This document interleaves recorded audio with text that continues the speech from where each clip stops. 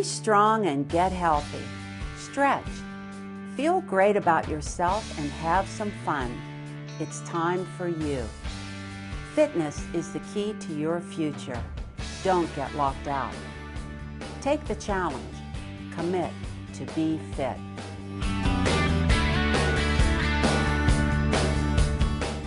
It's no accident that you've joined me today on Commit to be Fit. I'm Susie Smith, and that's what we're talking about today, accidents and injuries. Some are preventable, some aren't, but we're going to figure out how to get through this phase and get back on the path to fitness. Now, I have a really special guest here today. She just came in from the West Coast late last night to be on my show. Actually, she's here for business too, but she's has a wealth of information, and she's done just about everything in the fitness industry that you can imagine, from personal training to she's an author, international fitness presenter, and many more things. And I really respect her opinion, and she's agreed to come on today to talk with me about this. So I'd like to introduce to you one of my very best friends, Marcy Clark. Hi, Marcy. Hi, Susie. How are you? Good. Thank you for coming on the show today. You're welcome. Thank you. Yeah, so would you like to tell us a little bit about yourself? Yeah, I mean, I started in the fitness industry a long time ago, back probably about 25 years ago, just teaching group fitness like most people do and working my regular job during the day. And then I made the leap into full-time fitness in about 1995 and really just, did everything from training other trainers to writing books to doing videos, and just did the whole gamut in the industry. So I know you've been everywhere. Yeah, I traveled a lot, and now I don't do quite as much as that, and I'm kind of in semi-retirement. But yeah, I've done a little bit of everything, and I'm here to help you share some ideas on rehab today. Well, as you know, I had a recent pretty bad injury, a fall, and I broke my top of my arm. This is called the humerus. It's the largest bone in the upper body, and I broke it right at the top, and that's called the proximal humerus. And then I cracked the ball, part of the ball off, and then I cracked a rib and had several sprains and contusions. And I'm recuperating. I'm getting back into my fitness, and that's pretty much why we're doing the show today, is to try to inspire people that have had injuries and accidents and try to get them back, Well, absolutely. And, Susie, there's a lot of people that can be perfectly, healthy exercisers. A friend of mine does the Ironman, which is one of the toughest competitions to do, of any sport. And he was walking down the street, looking down at his phone, tripped, and broke his kneecap. Oh, my. And, young guy, 37 years old, and, is in, 6 to 8 months of rehab before he can actually get back to any physical activity. So it really can happen to anybody at any age. And, like you said, accidents happen, and it's super easy to step off the curb and, sprain your ankle, and or, like you did, you fell. Well, this came out of nowhere. I mean, I was ice skating. And I hadn't ice skated in a while, but I wasn't doing anything fancy. But a little girl fell in front of me, and her hand was out. And the first thing that went through my head was, I'm going to run over her and cut her fingers off. And I swerved off to the side, and then I don't remember anything after that. So it can just happen, like you said, and that's what we want to talk about today. And what would you think would be like the most important thing that we need to consider? Well, I mean, I know this is a fitness show and we're talking about fitness, but I think the most important thing, and I think that most doctors would agree, that the fitter you are, the healthier you are going into anything, whether it's an accident, an injury, or even a surgical procedure. Anytime you go into anything with a base of fitness already, you're just going to come out so much better. You're going to have better recovery, even pregnancy. I mean, I know with my own pregnancy, I mean, that's, I felt so much stronger afterward than I probably would have had I not exercised all the way through the pregnancy. I remember that. Yeah, and it's just, I mean, any kind of change to your body that's going to occur, whether it's an injury, an accident, or something that you know happens to you like a pregnancy, I think the more you go in with a base of fitness, the stronger you are, and the more you apply all the principles of fitness to your workout, that you're going to just come out and recover that much quicker, just like you have. Well, that's funny you should say that, because that's exactly when I told my doctor, my orthopedic doctor last week, that we were going to do the show, and he said, make sure that you stress that being fit before an accident really goes a long way, because I'm actually way ahead of schedule. When he saw me lift my arm the other day. This is after 3 weeks of doing physical therapy at home by myself, and he said it usually takes people about a year to get there. So right there, that's a good selling point for being fit.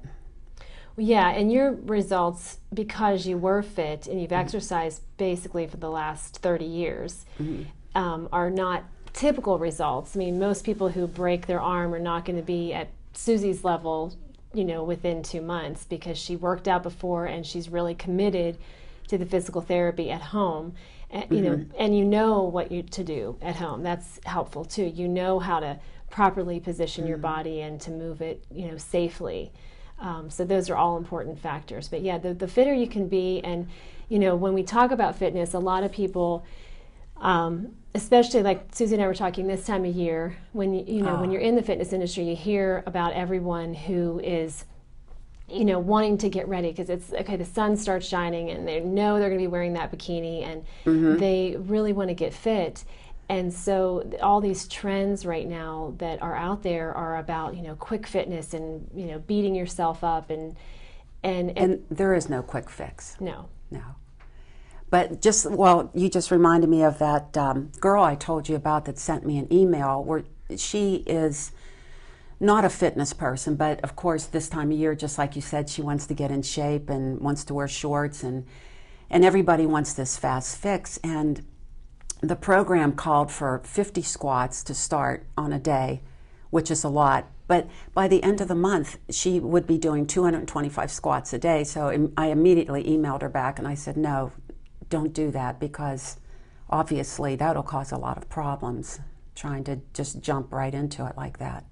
Yeah, well, I think that, the fitness industry, I think we started years ago with the no pain, no gain motto, and people really equate that with, if they are really in pain, that it's working, and that really isn't the case. In the beginning, if you have done nothing, and say you're 35 years old and you've done zero exercise since you were maybe in high school, you are going to have some pain. You're going to have some discomfort, or you're going to have some soreness, but you shouldn't be able to be so sore that you can barely, sit down or sit, in a chair or walk down your steps, because that's not productive. And then it causes injury, because someone goes at it, from 0 to 60 so quickly, so fast, that then they're injured. And now they're injured and they can't exercise, and it's a vicious cycle. So it's smarter to start off slower. And I think what did you tell her to? I told her to start walking at a brisk pace, like she was in a hurry to get somewhere. That just to walk is the best thing, because you're moving your arms, you're using your upper body. But don't walk so slowly that you're able to carry on a full conversation with someone. To just be a little breathy so that you're getting your heart rate up a little bit. And walking is just fantastic. That's the place that I would recommend people to start. But another thing you just reminded me of, when you mentioned about someone 35 maybe just starting a workout, you're never too old to start a fitness program. Absolutely not, yes. If you would quit smoking today, within 2 to 3 days, you would get your sense of smell back, you would get your sense of taste back, you would start to feel more oxygen in your body.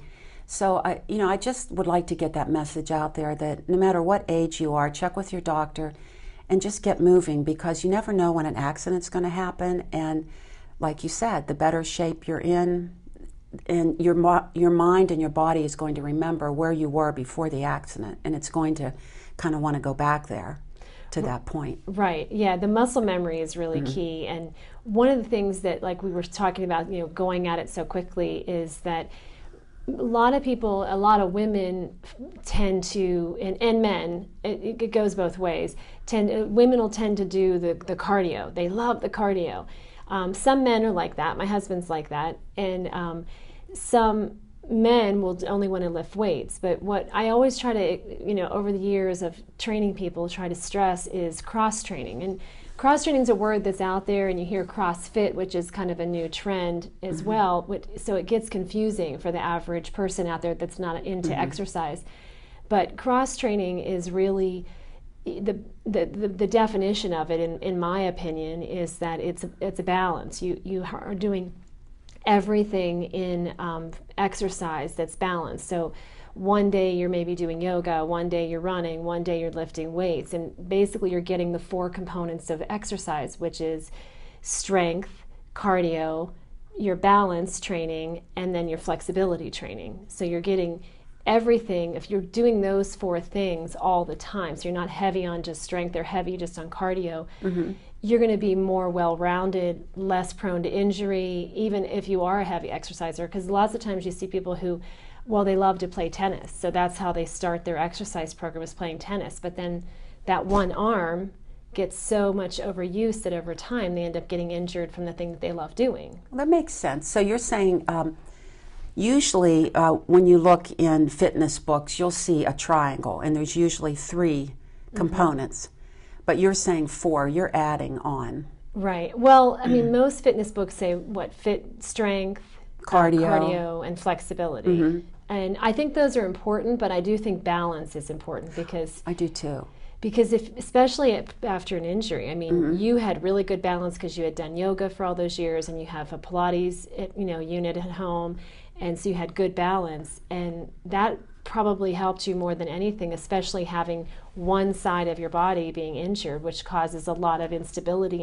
Oh, it did. And I tell you, another thing that really helped me was having core strength, because I couldn't get up off of the couch, so I'd have to use my core and also my legs. I had to really focus on my leg muscles getting me up, and I could barely get up. And if I didn't have leg strength, I don't think I would have been able to get up.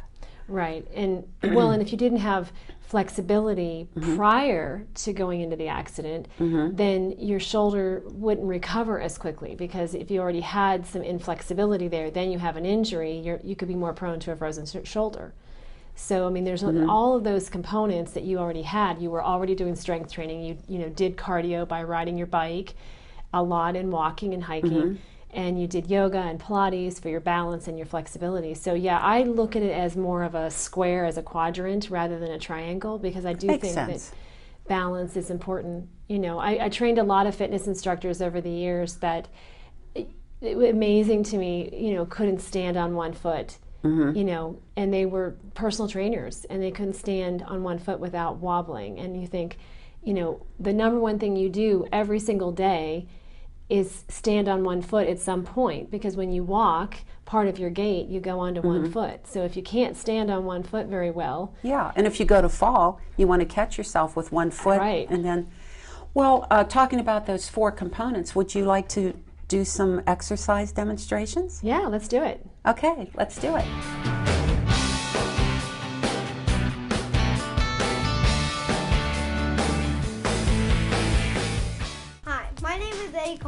Hi, my name is Alex Barker, the Amazing! I'm Jacob Wagner. Hi, I'm Austin.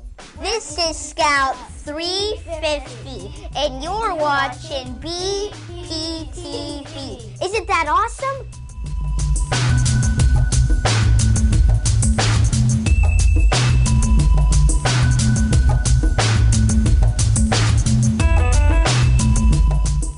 This is not a race.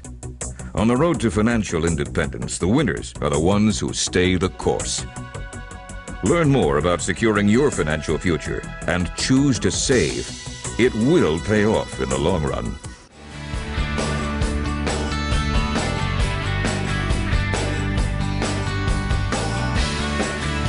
Okay, we're back. And as Marcy mentioned earlier, there are 4 components to fitness. And she's going to explain those as we do exercises. Marcy will stand and I'll sit, and that way you can follow along at home. If you have a leg injury or any problems standing, you'll be able to do these in a chair. So join along with us. Marcy, would you like to kick it off? Sure. So just to reiterate the 4 components of fitness, we've got strength, cardio, flexibility, and balance training. So we'll start with strength, but before we start, the most important thing that you need to do, even if you're healthy and you're starting an exercise program for the first time, is to work on your posture, because posture is going to affect the way you perform the exercises. So the better posture you can get into in the beginning, the better everything's going to be through, your muscle memory, all those kinds of things, because Susie had really good posture going into her injury, and she has good posture coming out of her injury, even 2 months, post injury.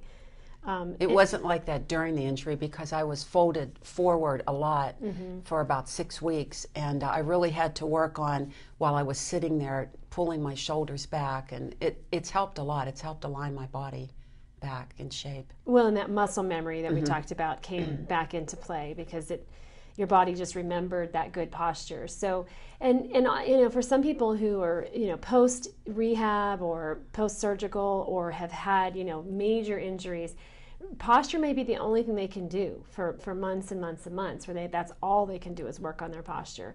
So, doing it in a seated position, Susie will start there, and when you're in a seated position, you want to scoot away from the chair. You don't want to be right back against the chair. You want to try to use your own body to, control your posture against gravity. And, the funny thing is, when you talk about posture, everybody always straightens up and pulls their shoulders back, and that's kind of what you want to get, but you don't want to pull your shoulders back so severe that you're arching your low back and sticking your belly out either. So the first place to start is starting with, your head, making sure that your ears are right over your shoulders, and, thinking about keeping your head on, back. And you can always do this on a wall, where you put your head and your shoulders and everything on a wall. The next would be the shoulders, keeping them right over the hips. So you can always check yourself in the mirror, align your shoulder back, making sure that when your hand comes down, that the shoulder is in line with the hip joint is a good marker to do with yourself at home. And you can do it like Susie's doing it right in the chair. The next marker would be the ribs. So the top of your rib cage, keeping it in line with the top of your pelvis. And you can do that in a chair as well. Standing, you can always work on your standing posture, looking at your feet, seeing where your feet are lying, trying to make sure that you're not, leaning too much forward on your toes or too far back on your heels, trying to evenly get those 4 corners of your feet. So starting there is a great place to start for anybody. It really helps with breathing too, because if you sit like this all day over a computer, do you notice how you're really not taking deep breaths and you're crimping everything? And if you just kind of sit tall, you can really get a lot of oxygen in. Well, and it helps with digestion, all those kinds of things. So starting with that good posture, let's do the first one, which is strength. So Susie's going to show strength training in a seated position. I'm going to show you in a standing position. So standing, I'm going to do a squat, which is really even though we kind of talked about squats earlier in the segment about, you don't want to do 250 squats, but you do want to do squats just because those are something that are going to strengthen all the muscles in your leg. You can do it at home. You don't really need to even have weight. If you have weight, you can use it in your hands. But you can do it seated. The way you do a strength training for legs seated is Susie's going to lift her legs. And then for me, I'm going to keep this rib-hip connection here that we did, and she's going to keep her good posture. And I'm going to use my arms in front and then go back into that deep squat, like you're reaching back. So I'm going to kind of imagine that I'm reaching for that chair with my butt cheeks and kind of reach back, keeping this alignment here so you're not allowing your pelvis to flip forward and your belly just to kind of turn off, and that helps keep that core active that we talked about. And I'm trying to keep my back straight and not, hunker down.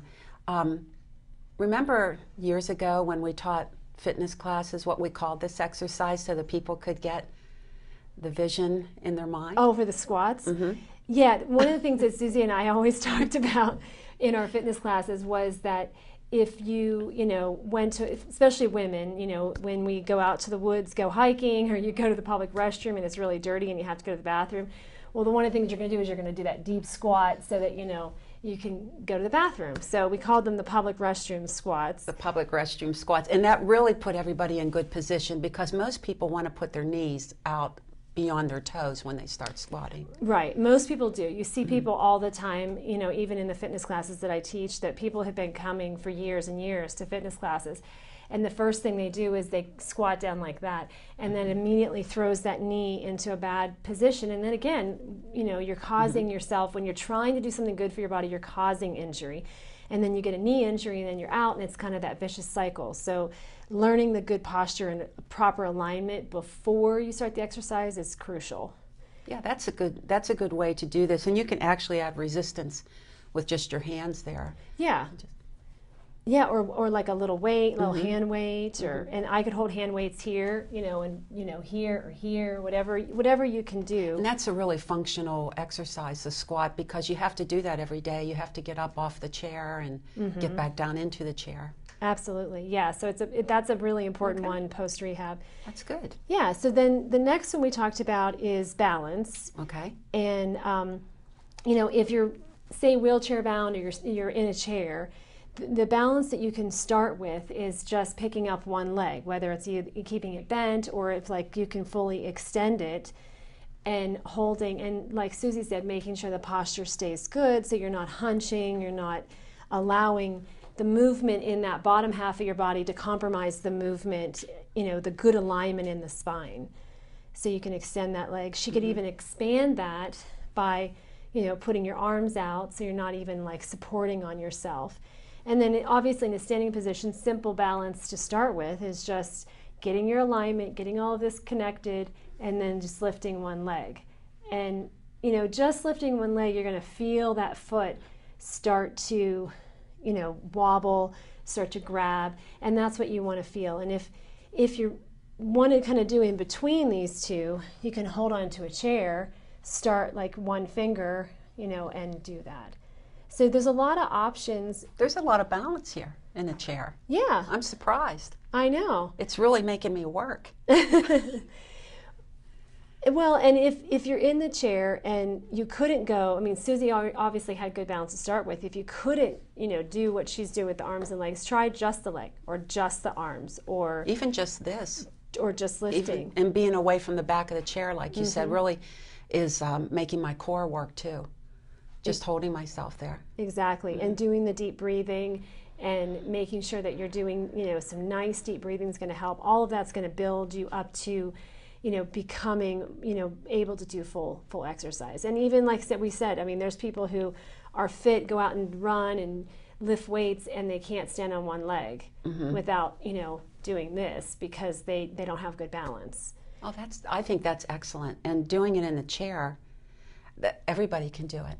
So I hope you're doing this at home. This is good. Yeah, you can even do it at work, in the chair. If you're sitting at work and you think about, I'm sitting back in my computer and I'm sitting back like this. Well, scoot to the end of your chair and sit up straight.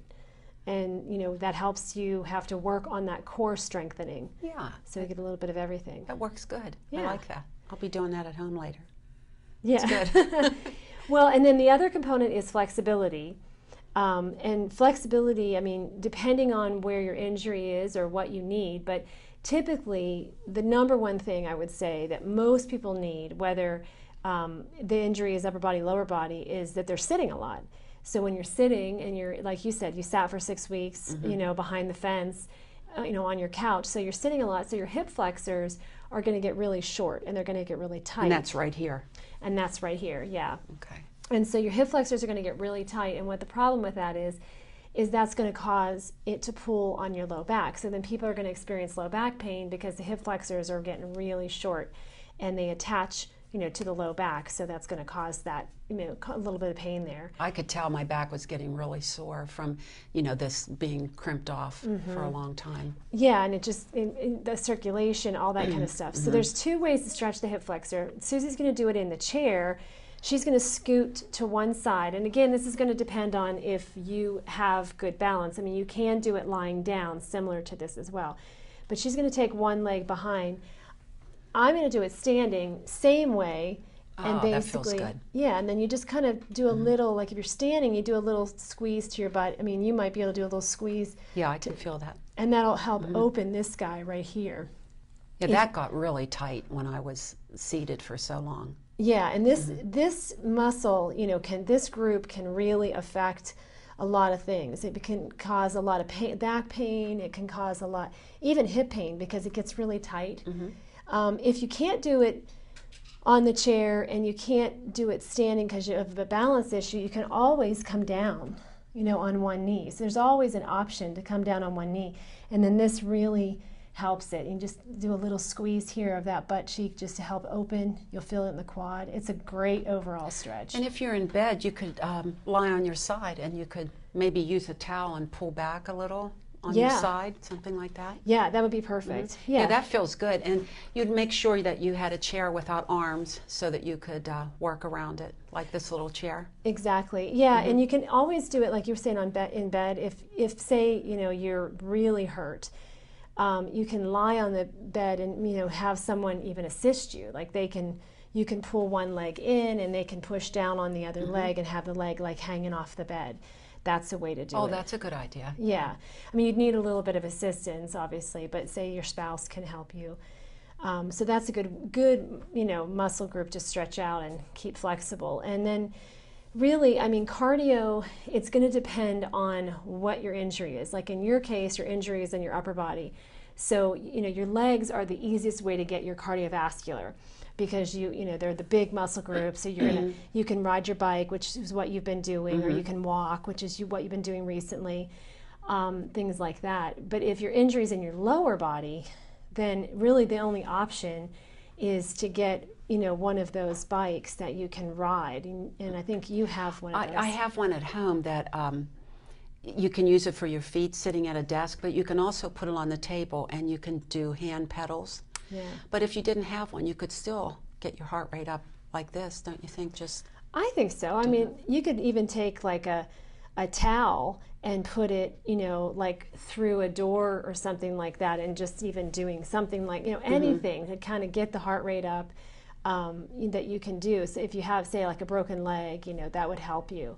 And if you're in the chair, you were saying earlier, I could do like step side to side and just kind of get the legs going, and you would be marching in place standing. Yeah, I mean, this is obvious. Or doing stairs, at your house. I mean, obviously, if your balance is good, and you don't have, dizziness or vertigo, that's obviously something you have to be concerned about with stairs. But I'm sorry. Oh, no.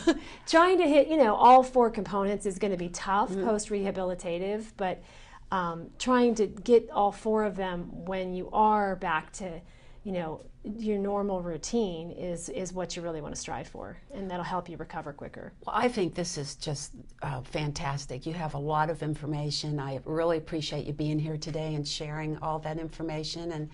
But the four components, I think people need to remember that, and you're never too old at any age to start getting more fit. You can always get more fit, and even if you're in a chair.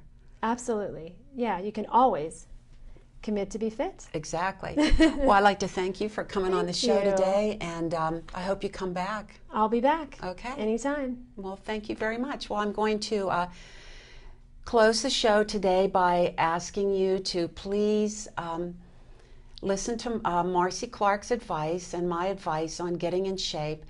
And just accidents happen. Some are preventable, some aren't.